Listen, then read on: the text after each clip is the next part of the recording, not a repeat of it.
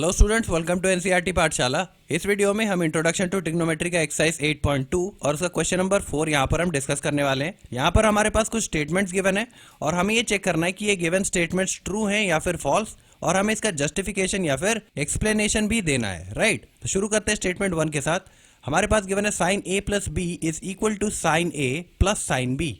Right, तो यहाँ पर ए और बी की मैं कुछ आर्बिट्ररी वैल्यूज को अज्यूम कर लेता हूँ। ओके, तो मैंने यहाँ पर दो सिनेरियोज ले रखे हैं। यहाँ पर मैं क्या कर रहा हूँ, पहले सिनेरियो में ए की वैल्यू को 60 डिग्रीज ले रहा हूँ और बी की वैल्यू को 30 डिग्रीज ले रहा हूँ, और दूसरे सिनेरियो में हम क्या करेंगे, ए को 0 डिग्रीज और बी को 90 डिग्रीज हम ले रहे हैं। तो देखते हैं यहाँ पर दोनों ही केसेस में क्या LHS और RHS बराबर आ रहे हैं या फिर नहीं। तो अगर मैं यहाँ पर पुट करूँ, ये हो जाएगा साइन ए की वैल्यू, मैंने आपको बताया कि ए को हम यहाँ पर 60 डिग्रीज का अज्यूम कर रहे हैं और बी को यहाँ पर 30 डिग्रीज का अज्यूम कर रहे हैं। ये बराबर हो जाएगा साइन ए क्या है हमारा 60 डिग्रीज प्लस साइन बी क्या है हमारा बी 30 डिग्रीज है। राइट, तो LHS में क्या हो जाएगा, 60 प्लस 30 90 हो जाएगा। राइट, LHS में हमारे पास आ जाएगा साइन 90 डिग्रीज, और RHS में हमें वैल्यूज पता है। साइन 60 डिग्रीज की वैल्यू कितनी होती है, √3/2 होती है। ये हो जाएगा √3/2 प्लस साइन 30 डिग्रीज की वैल्यू कितनी होती है, हाफ होती है, 1/2। राइट, अब देखो इसे अगर हम फर्दर सॉल्व करें तो यहाँ पर क्या हो जाएगा, नीचे अगर मैं एलसीएम ले लूँ तो यहाँ पर नीचे डिनोमिनेटर में 2 आ जाएगा और ऊपर आ जाएगा √3 + 1, है ना। और LHS पर हमारे पास क्या है, साइन 90 डिग्री। साइन 90 डिग्रीज की वैल्यू कितनी होती है, 1 होती है। तो यहाँ पर हमारे पास LHS में आ जाएगा 1। अब यहाँ पर देखिए LHS और RHS तो अलग अलग वैल्यूज आ गई। राइट, यानी कि साइन A प्लस बी ये बराबर नहीं आ रहा sine A plus sine B के।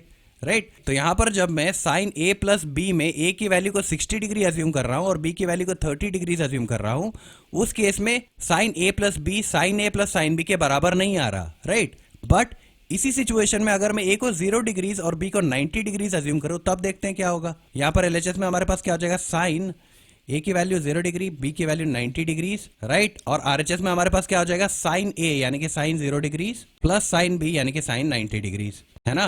तो देखो LHS में क्या हो जाएगा, 0 + 90 = 90।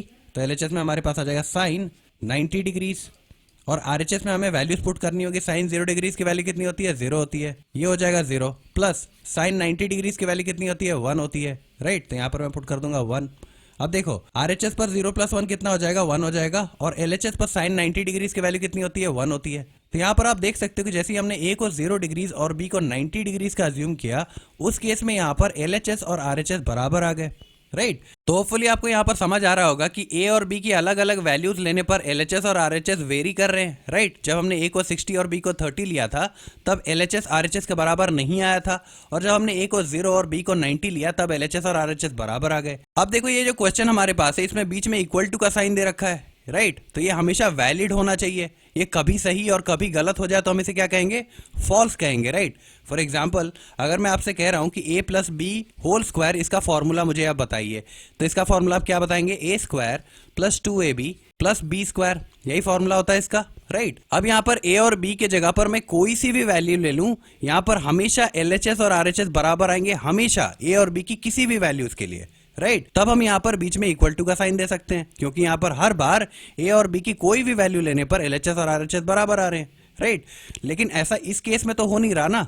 इस केस में कभी वैल्यू बराबर आ रही हैं और कभी बराबर नहीं आ रही। इस वजह से ये स्टेटमेंट क्या हो जाएगा हमारा, ये स्टेटमेंट हो जाएगा फॉल्स। राइट, और इसका जस्टिफिकेशन आप क्या दोगे, इसका जस्टिफिकेशन आप दे दोगे कि A को आप 60 डिग्रीज या फिर 30 डिग्रीज अज्यूम कर लोगे, और B को आप 30 डिग्रीज या फिर 60 डिग्रीज अज्यूम कर लोगे, और यहाँ पर आप प्रूव कर दोगे कि LHS is not equal to RHS। इस वजह से sine A plus B is not equal to sine A plus sine B. अब देखो जब आप क्लास 11 में ट्रिग्नोमेट्री पढ़ोगे ना, तब आपको वहां पर समझ में आएगा कि ये दोनों वैल्यूज आपस में बराबर क्यों नहीं होती। Right, actually sine A plus B का फॉर्मूला ही कुछ और होता है। वो क्या होता है वो मैं लिख देता हूं यहाँ पर। साइन A प्लस बी होता है sine A into cos B, sine A into cos B plus cos A into sine B. Right, तो ये होता है एक्चुअल फॉर्मूला। अब यहाँ पर इस फॉर्मूले में आप A और B की कोई सी भी वैल्यू ले लो, हर बार LHS और RHS बराबर आएंगे। राइट, तो अभी आपको इतने डिटेल में जाने की जरूरत नहीं है। अभी आप क्या करोगे, सिंपली A को 30 और B को 60 ले लोगे और यहाँ पर प्रूव कर दोगे कि LHS RHS के बराबर नहीं आ रहा, इसी वजह से ये स्टेटमेंट फॉल्स है। राइट, इसे डिटेल में आपको हायर क्लासेस में पढ़ना है। राइट, अब आइए हम बात करते हैं स्टेटमेंट नंबर 2 की। ओके, तो स्टेटमेंट नंबर 2 में हमारे पास है the value of sine theta increases as theta increases, यानी कि थीटा की वैल्यू को जैसे जैसे मैं बढ़ाता जाऊं साइन थीटा की वैल्यू इंक्रीज करती जाती है। तो देखो यहाँ पर वैल्यूज को मैंने ऑलरेडी ले रखा है। साइन 0 डिग्रीज कितना होता है, 0 होता है। साइन 30 डिग्रीज हाफ होता है। साइन 45 डिग्रीज 1/√2 होता है। साइन 60 डिग्रीज √3/2 होता है। और साइन 90 डिग्रीज 1 होता है, राइट। अब जब इन फ्रैक्शनल वैल्यूज को आप कैलकुलेट करोगे तो यहाँ पर जो वैल्यूज आएंगी वो मैंने पहले ही लिख रखी हैं। तो यहाँ पर अगर आप गौर से देखो तो आपको समझ आ रहा हो कि ग्रेजुअली वैल्यूज जो है ना वो इंक्रीज कर रही हैं। सबसे पहले 0 डिग्री के केस में वैल्यू कितनी थी, 0 थी। उसके बाद 30 डिग्रीज में क्या हो गया, 1/2 यानी कि 0.5 हो गया। थोड़ी सी यहाँ पर वैल्यू में इंक्रीमेंट आई है, राइट। अब फर्दर अगर मैं बात करूं तो साइन 45 डिग्रीज की वैल्यू 1/√2 होती है। इसे जब आप डिवाइड करोगे तो यहाँ पर वैल्यू क्या आ जाएगी, 0.707। अब देखो 0.5 से बड़ी है ये value, right. Similarly sign 60 degree √3/2 होता है। यहाँ पर वैल्यू फिर से थोड़ी और बढ़ गई, 0.866, राइट। और साइन 90 डिग्रीज 1 होता है और 1 जो है फिर से बढ़ा है थोड़ा सा 0.866 से। तो ग्रेजुअली थीटा की वैल्यूज जैसे जैसे बढ़ती जा रही हैं वैसे वैसे साइन थीटा की वैल्यूज भी इंक्रीज कर रही हैं, राइट। तो यहाँ पर ये स्टेटमेंट हमारा क्या हो जाएगा, ये स्टेटमेंट हो जाएगा ट्रू। अब देखो यहीं पर अगर मैं स्टेटमेंट नंबर 3 की बात करूं तो वहां पर हमें दे रखा है the value of cos theta increases as theta increases. तो कॉस थीटा की वैल्यूज क्या क्या होती हैं, कॉस 0 डिग्री 1 होता है, cos 30 degree √3/2 and so on. तो यहाँ पर अगर आप गौर से देखो तो वैल्यूज बढ़ नहीं रही हैं, थीटा के साथ घटती जा रही हैं वैल्यूज। कॉस 0 डिग्री जब हमने लिया था तो वैल्यू 1 थी। कॉस 30 डिग्री लेने पर वैल्यू कितनी आ गई, 0.866 आ गई। 1 से कम है ना ये नंबर, राइट। फर्दर अगर मैं कॉस 45 डिग्रीज ले लूं तो यहाँ पर क्या हो जाएगा, वैल्यू थोड़ी और कम हो गई। 0.866 से अब वैल्यू क्या हो गई, 0.707। उसके बाद कॉस को 60 डिग्रीज लेने पर वैल्यू और थोड़ी छोटी हो गई। यहाँ पर वैल्यू कितनी है, 0.5, राइट। और फाइनली कॉस 90 डिग्री लेने पर वैल्यू 0 हो गई। तो यहाँ पर थीटा को धीरे धीरे बढ़ाने पर वैल्यूज कम होती जा रही है, ना कि बढ़ रही हैं। और हमें स्टेटमेंट में क्या दे रखा है कि थीटा को जब हम बढ़ाते हैं तो कॉस थीटा की वैल्यू इंक्रीज करती है। तो ये तो गलत हो गया, राइट। तो यहाँ पर स्टेटमेंट नंबर 3 क्या हो जाएगा, ये हो जाएगा फॉल्स। अब देखो स्टेटमेंट नंबर 4 में हमें दे रखा है sine theta is equal to cos theta for all values of theta.